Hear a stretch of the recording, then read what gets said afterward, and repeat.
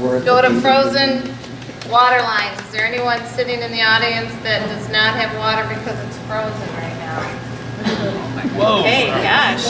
That's the one, everybody's, So this is a diagram, and I'll try to explain it, and Pat can jump in as I mutilate it. But the city is responsible from the water main, which is in the center of the road typically, to the shutoff valve, which is, it's around the sidewalk somewhere. This diagram puts it by the tree, but this is just a diagram. It's somewhere around the sidewalk.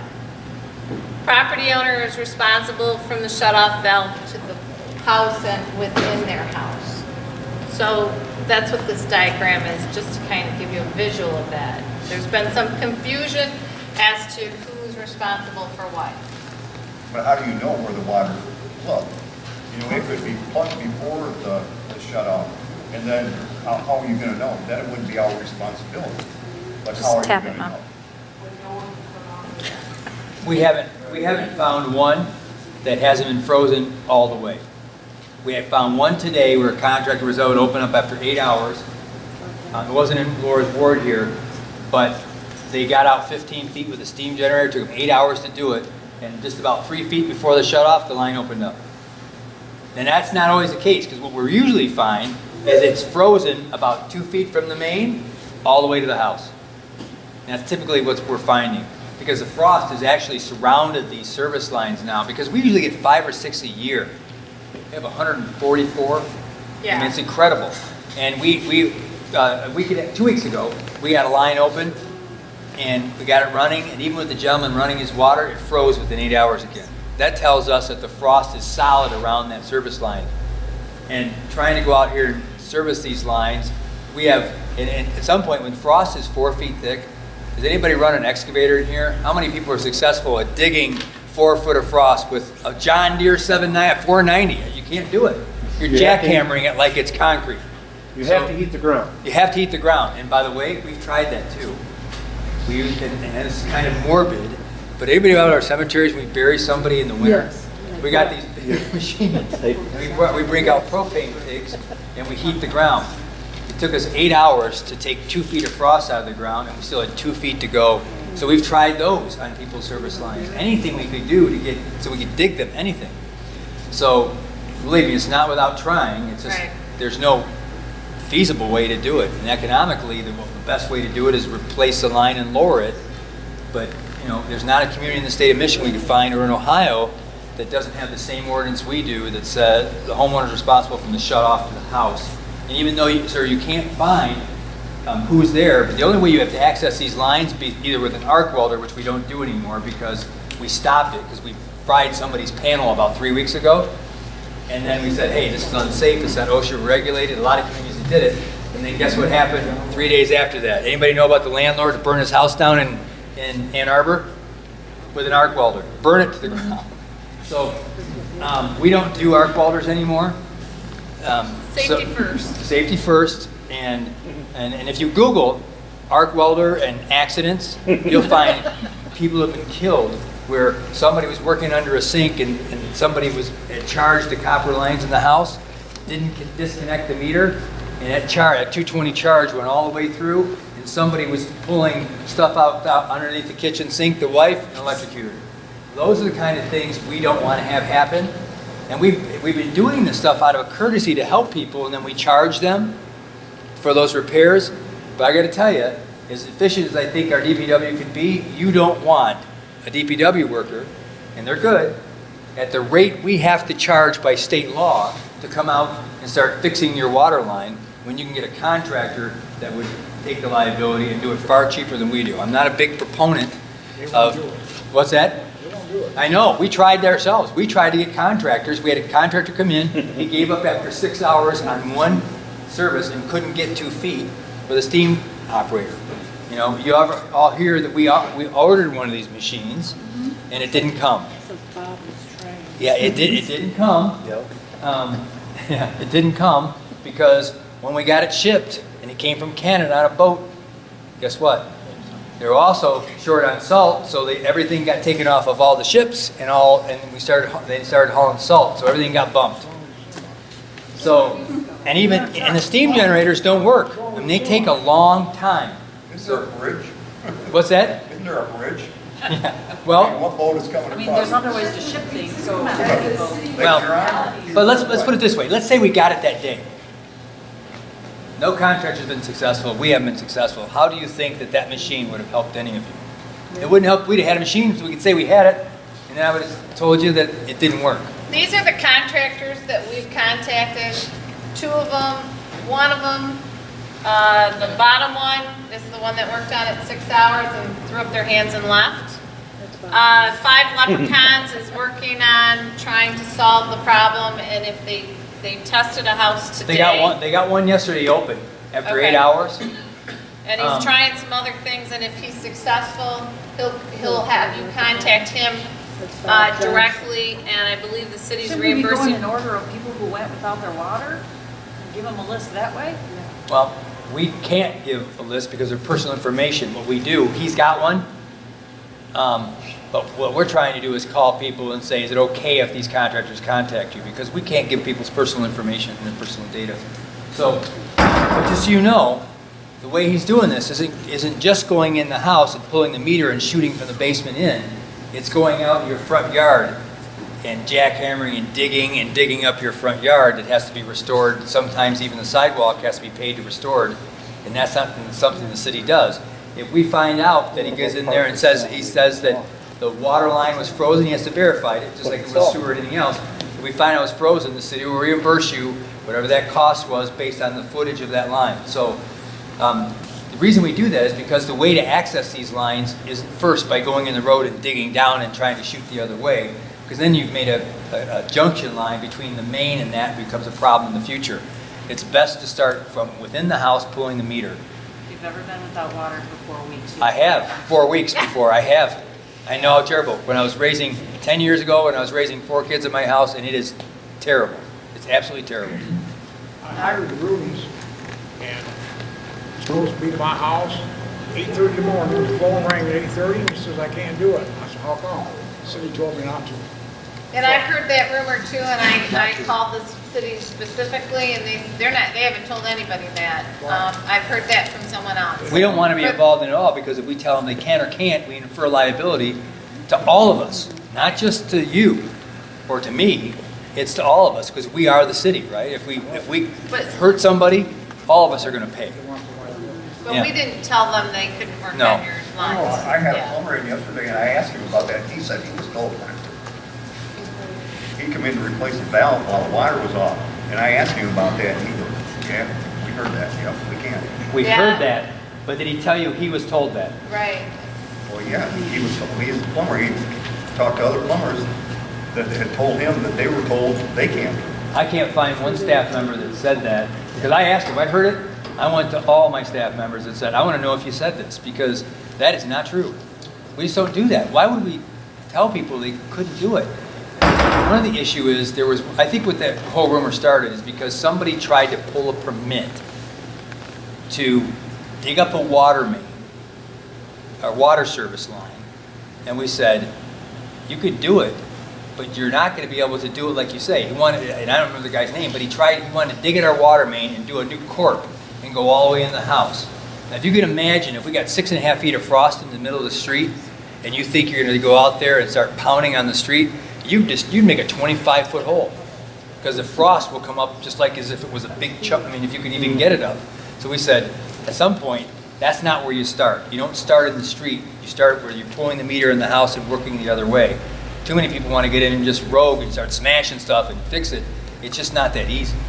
So I think that's where that rumor started, is that, yeah, we And boy, that had rumor somebody has tell them, spread you're not going to just like start bashing wildfire. apart the street, thinking that's where the problem might be. Is there any kind of time frame on when we mix, how long it takes to thaw the ground out? I mean, on its own, Mother Nature doing it? Anybody who's worked with this stuff, and I think you have, what happens is, and we have kind of like the perfect catch-22. You hope in the beginning of the winter you get a snowfall and a cap to insulate the ground before you get a really, really, really bad freeze.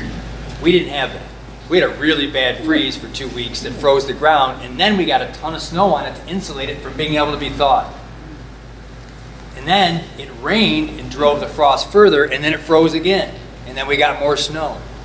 So the answer to the question of when we think it'll happen, I'm hoping that like last week when it got up to 48 degrees, I was hoping we wouldn't have a driving rain, because driving rain, once it hits the ground, has a tendency, just like driving on the street, to push frost deeper. We don't want that to happen.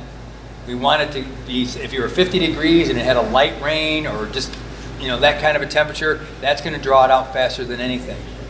But you're right, if we have a driving rain, it's not going to be good. So how long will the city still be supplying water?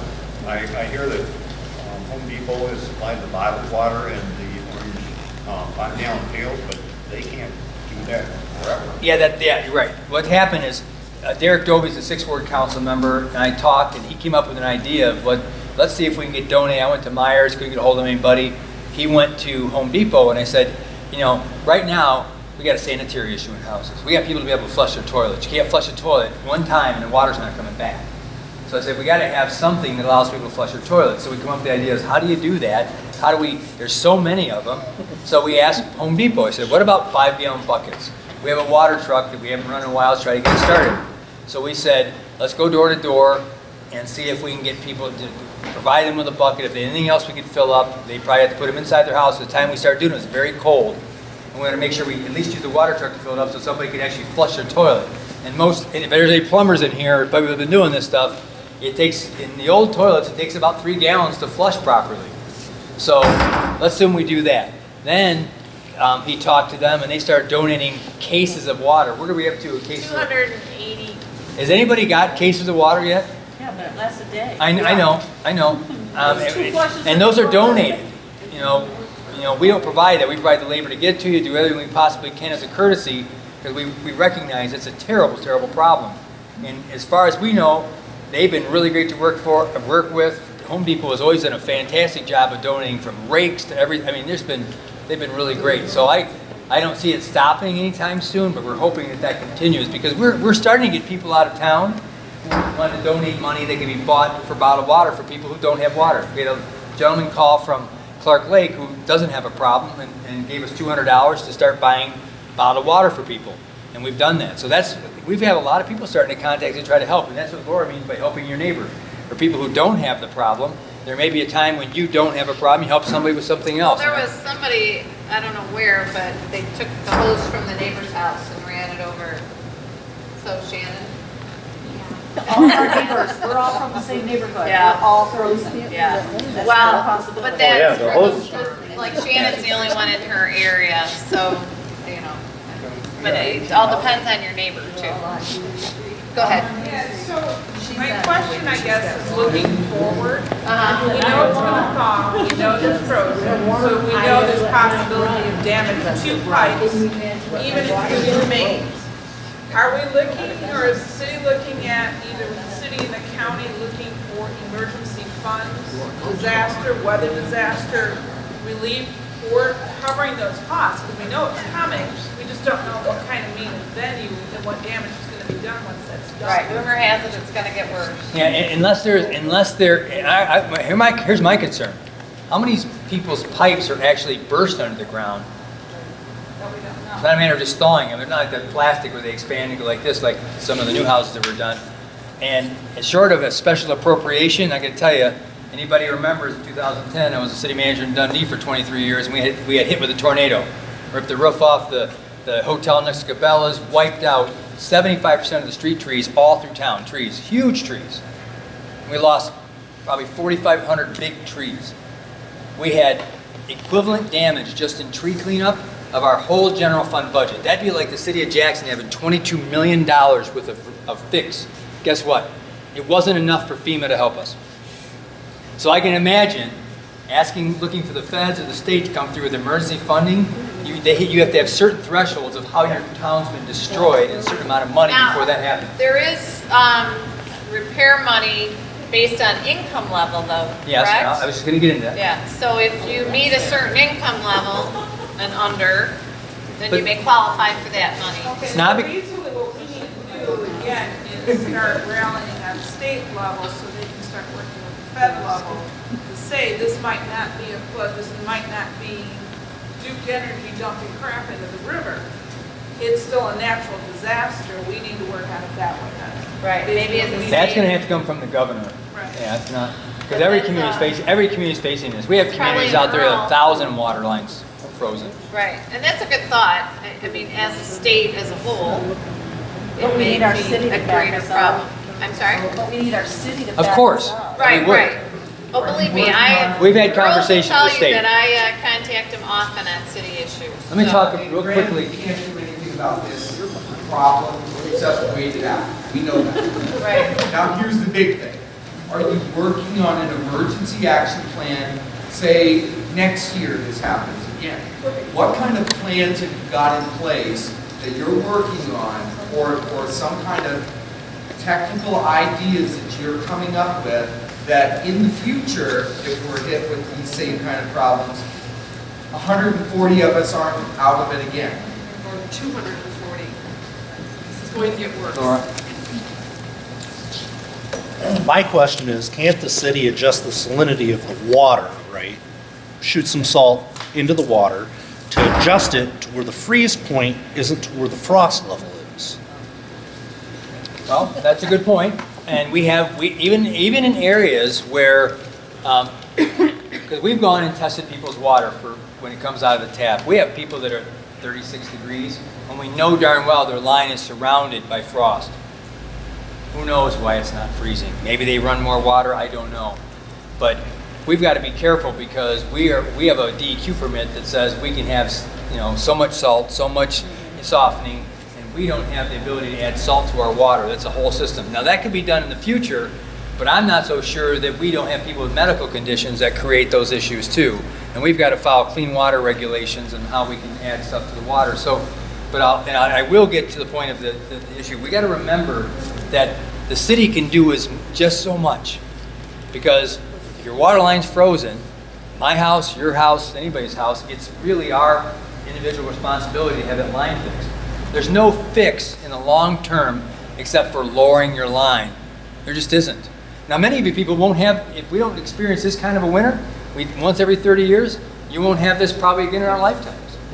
But remember, what's that? Well, it might. It might. And you know what? And sometimes you have a catastrophic flood, and the next year you get another one.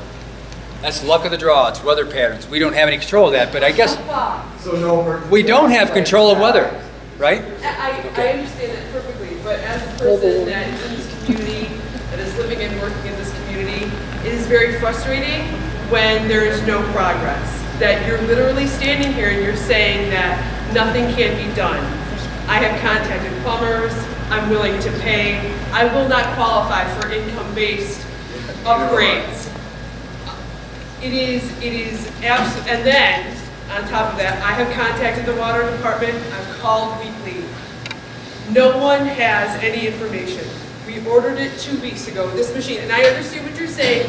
What would this machine do? Because all of us are out of water, and it takes 8, 12, 24 hours.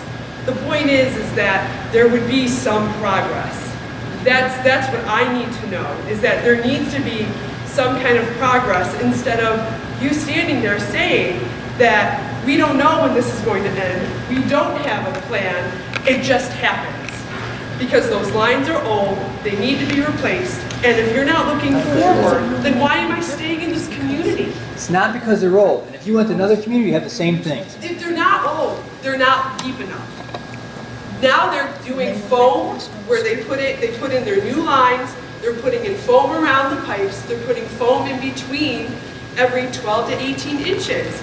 If we had those types of upgrades, are you telling me that the frost would, I don't know if the frost would still come. I don't know. And that might be something that we could consider down the line. But the fact is that you would be doing something to prevent this from happening again. And I think that's what I think we all want, is that we can live through this, but there has to be some responsibility on the other side of the government where they can do something that says, okay, you know what, this happened, it was really rough, we need to take care of this. We need to take care of this for our tax paper, for our taxpayers, for our citizens, for all of this, because I haven't been out with water for 6 weeks. I've only been out for 3.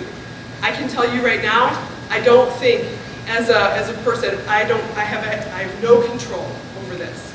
And I think that is what is very frustrating. And raising a family, as I brought here today.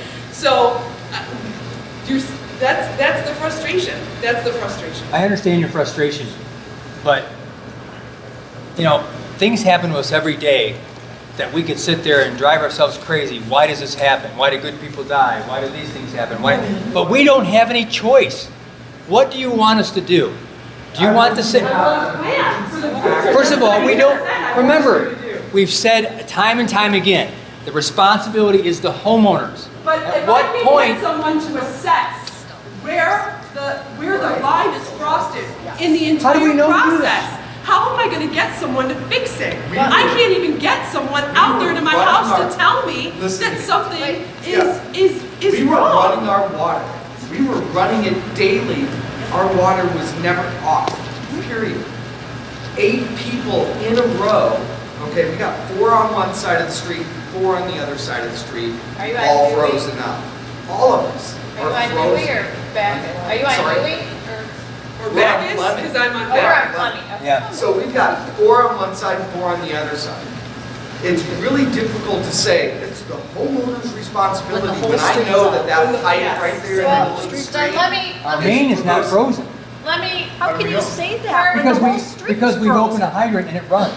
And we have people further down, they go on that There's, line. first of all, let me, hold on your thought, 1 second. You can't assess. I brought a map, so you can see, it's the first map on the side. The red blocks are the houses that have frozen lines. So you will see where they are. Most of them are, unfortunately, in the 4th Ward. 53 of them, 52 of them are in the 3rd Ward.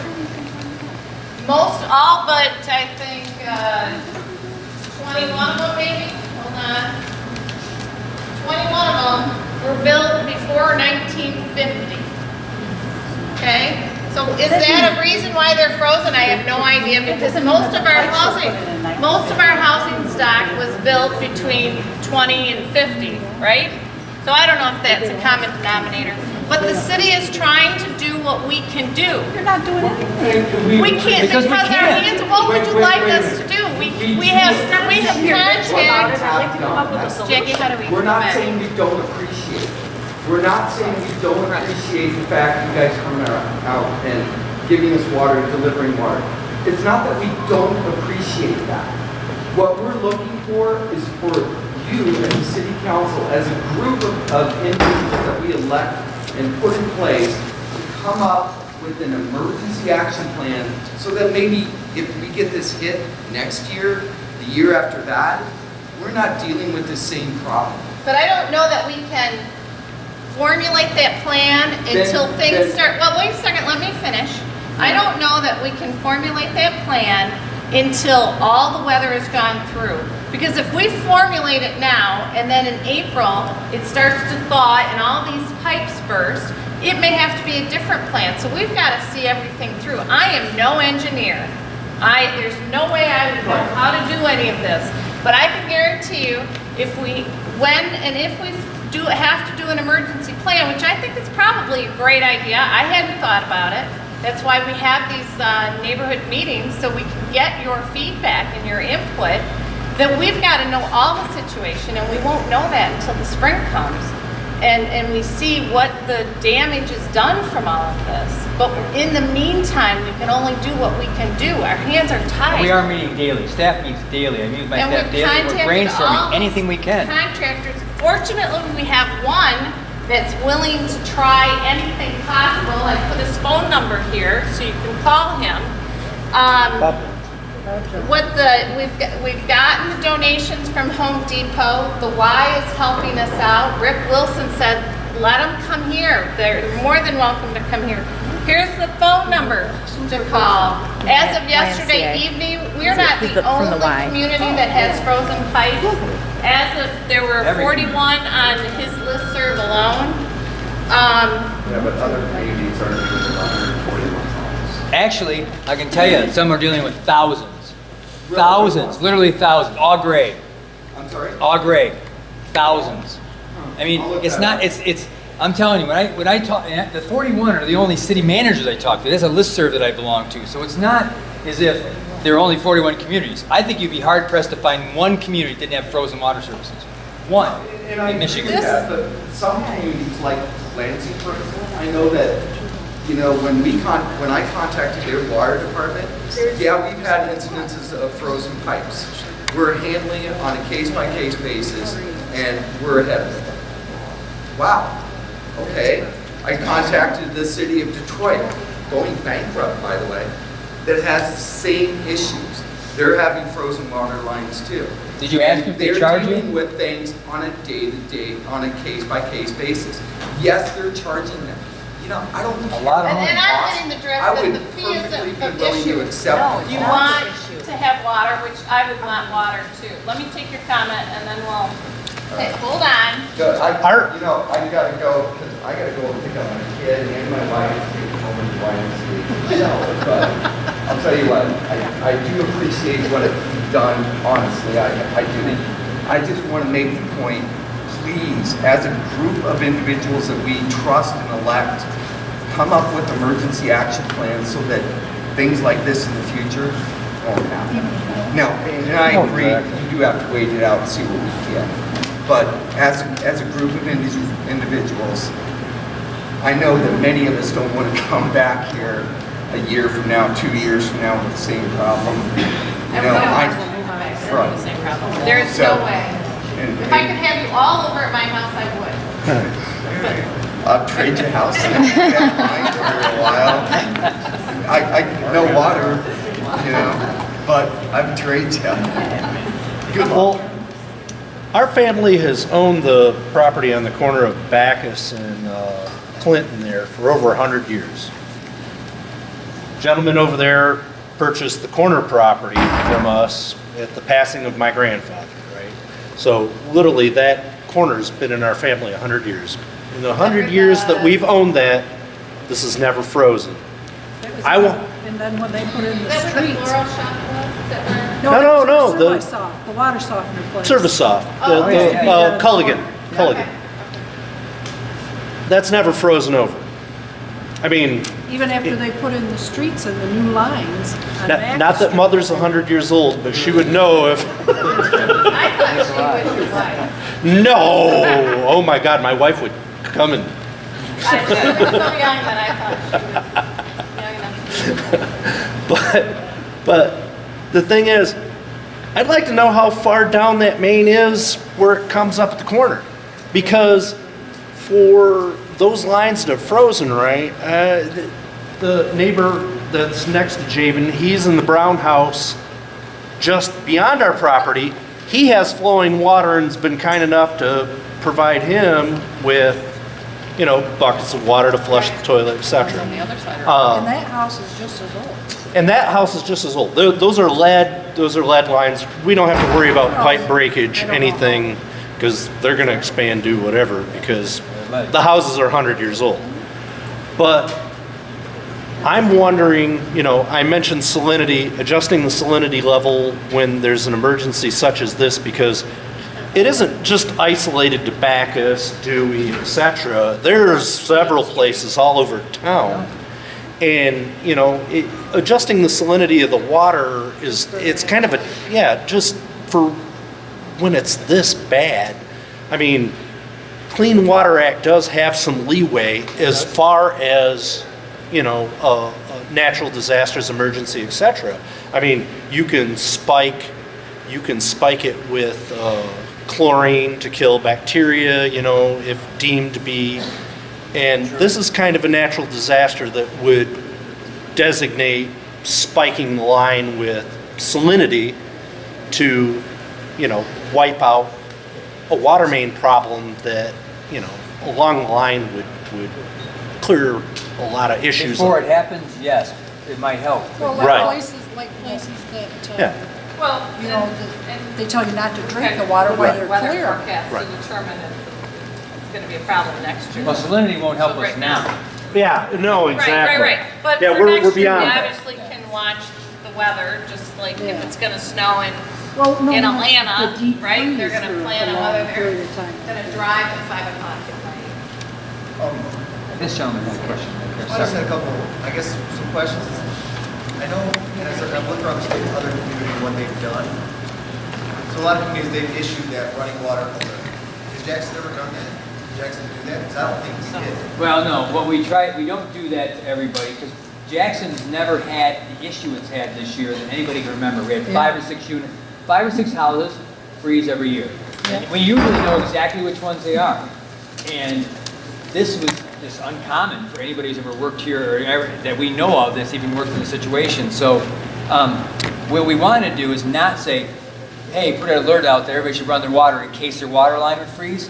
Because just so you know, you take a pencil, you gauges, and you say, run your water this much, and 10,000 people did that, it would collapse our lines.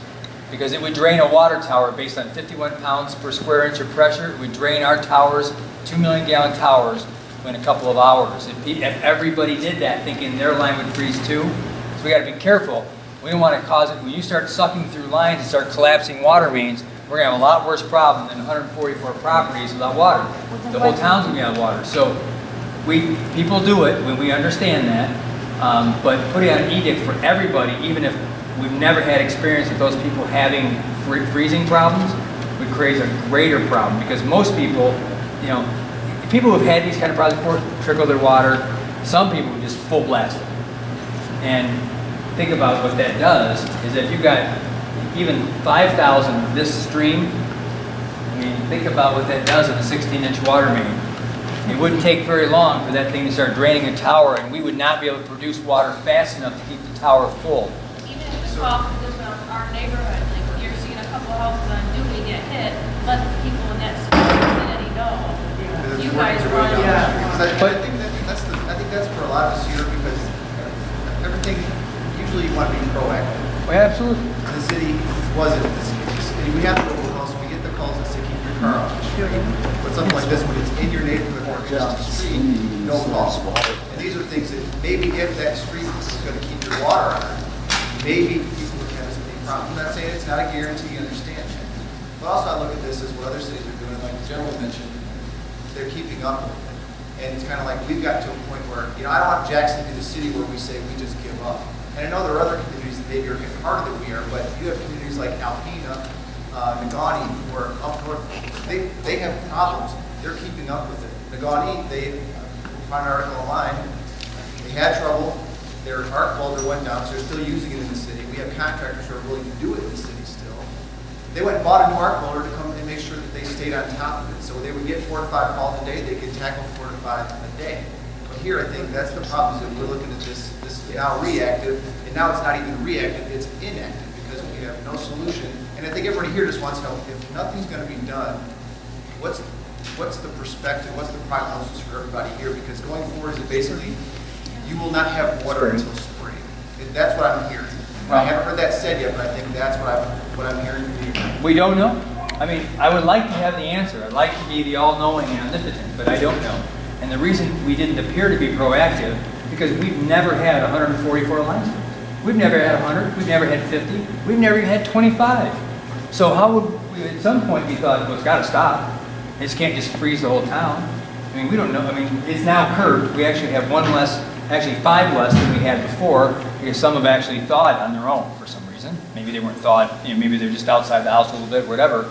But and as for the arc welder, council could get rid of me. I will not use an arc welder.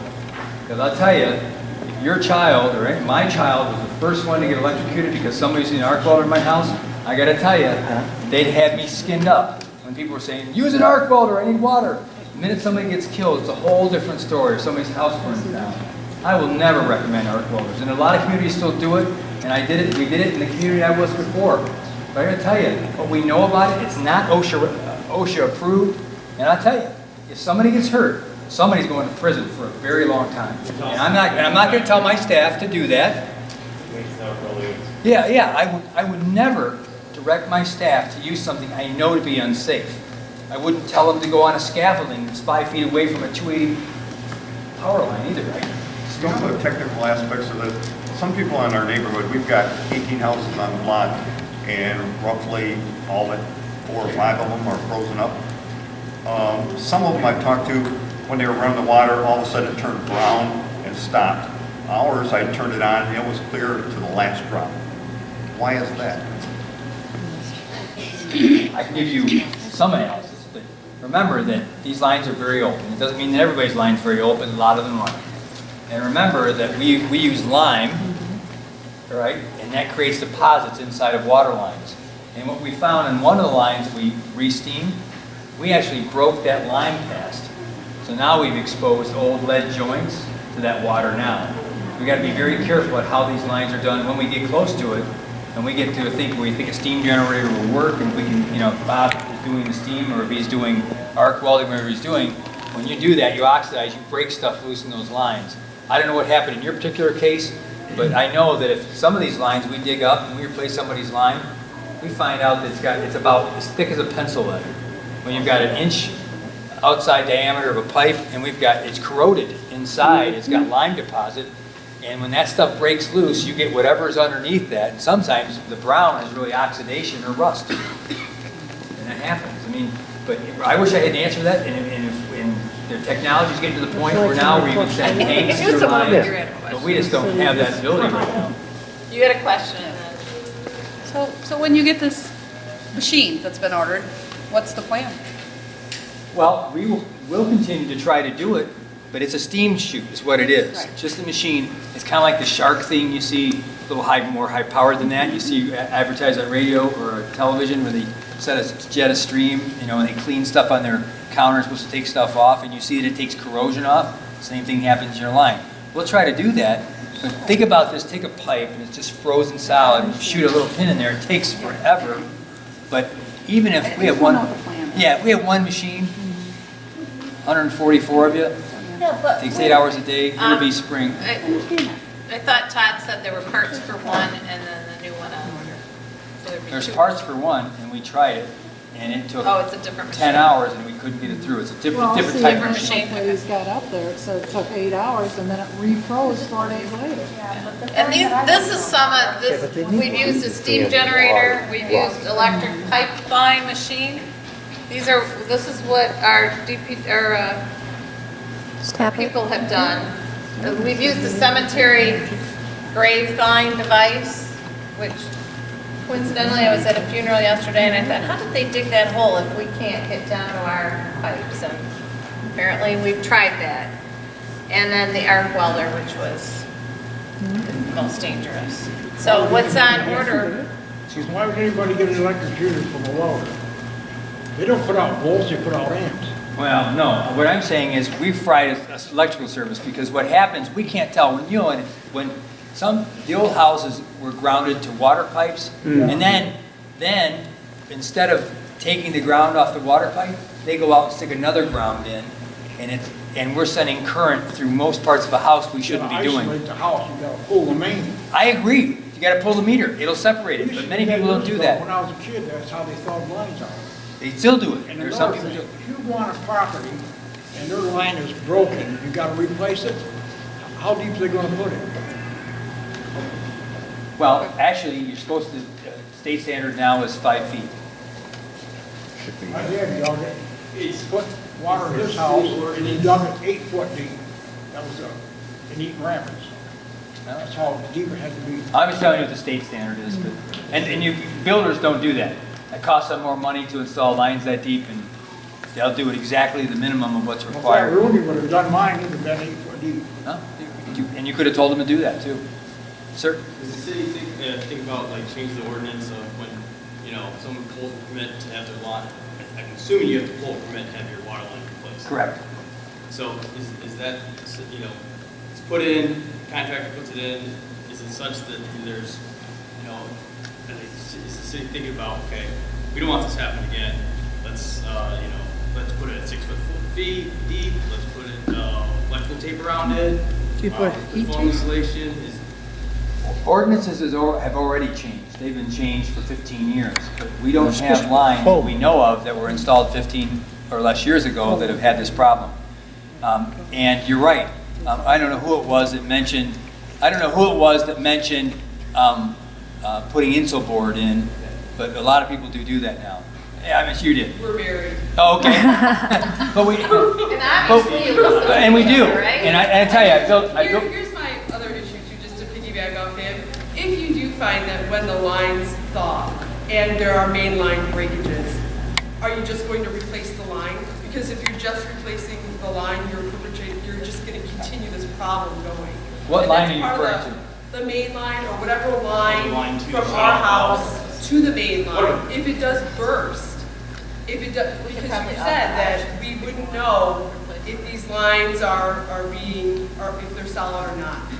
Another concern is if the city is just going to replace the line, or if I'm going to replace the line, are we just replacing the lines without any forethought into what's gonna happen into the future? I mean, Laura, can you find that drawing again? I'll tell you really quick and I'll Jackie explain has to it. do it. Sorry. I'm sorry. No, that's all right. He can explain it. You can explain it to him, but this is 8 o'clock, this is past bedtime, so. Okay, it's past my bedtime too. On this line, see how the water mains are buried a certain depth? All right, our water lines, because they have so much volume going through them, we've never had an instance where the actual main froze. Although I have, in the previous town I was at, saw a 4-inch main freeze because it was actually 3 foot deep under the road, and that's never a good combination.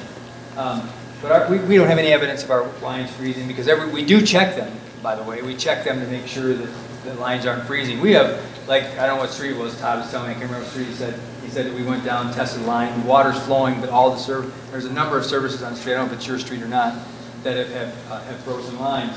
But what we do is, like, this shows it half and half. It's really more like 16 feet, 30 feet the other way. If we go through and we've had problems, we're going to be talking about how we're going to address this. We're going to go in here probably and dig the road in many of these areas, and we're going to re-tap the line. We're going to tap it and bring it in. We got it. Still got to tap it kind of 3/4 up the pipe, like you see that little loop there. We've got to still do that, and then we'll start dropping the line, and then get all the shutoffs. These water service shutoff valves are typically 48 inches, and you can adjust them to 52. We have to get special ones to go with that depth. And then from that point on, we valve it off, and then it's the homeowner's responsibility to take it from there to the house. It doesn't, because we don't try to go on personal property and start running lines for fear that at some point we're going to create some other issue. But we're probably not going to do it unless we work together with a homeowner and says, hey, we'd like to do this. Maybe we get a contractor in there. I'm going to tell you, it's not cheap for me to do this. It's a lot cheaper for a homeowner to do it, and the city paid their commensurate share of that line mowing. You're just going to find a cheaper price than we're going to be able to provide you. So, and we really don't want to go pounding up to somebody's house, start punching through their foundation. So we're going to take it to this shutoff, and then you can get a separate contractor to take it from there, and then you're going to run into the house again. And that's really the long-term fix here. And like I said, many of you have never had your water line freeze and probably will never again in your lifetime. It's your choice whether you want to spend anywhere between $2,000 and $5,000 to replace a water line. I don't know. My guess is probably closer to $2,000, but I don't know that that's ever going to be an issue again. I just don't know the answer to that.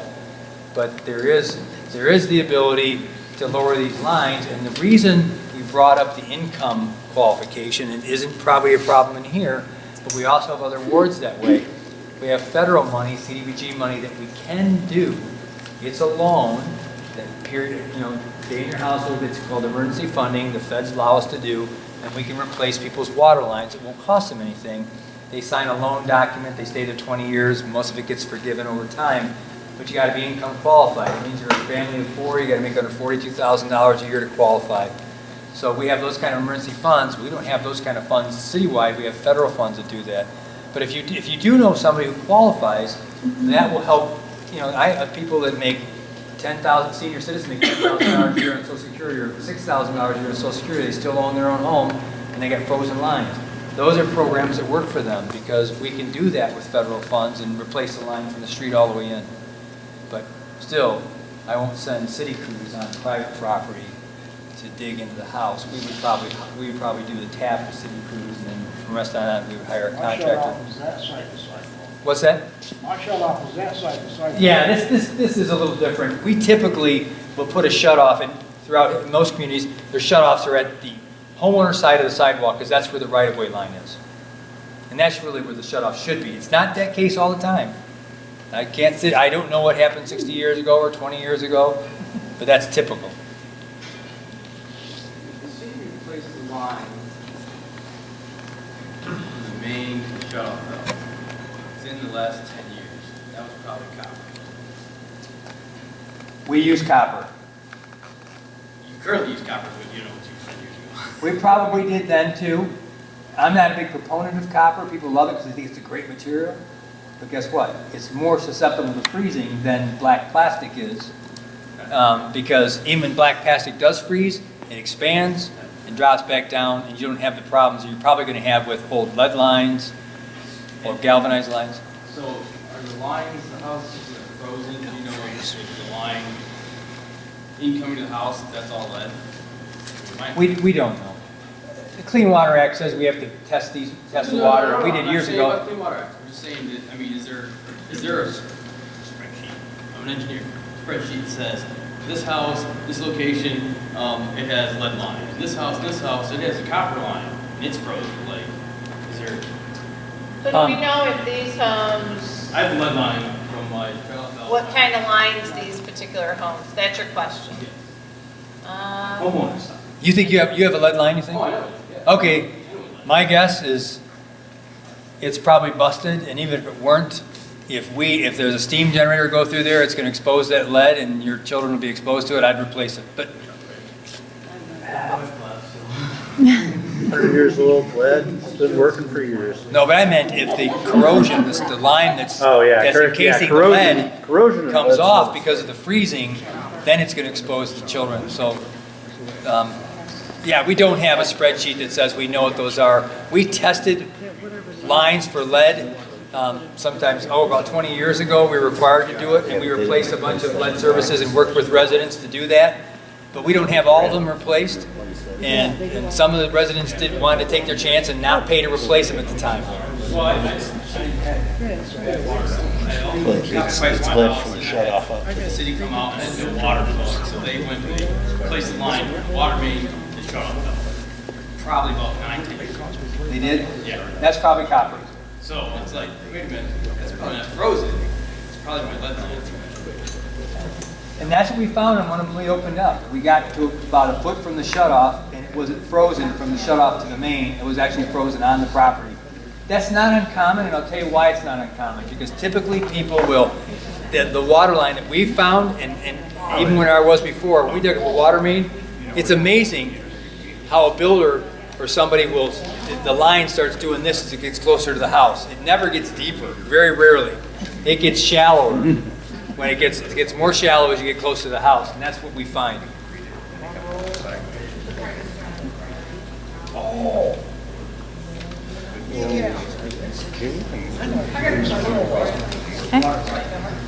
the permits are pulled from the work, Well, is there any requirement run besides hard. so when you requested?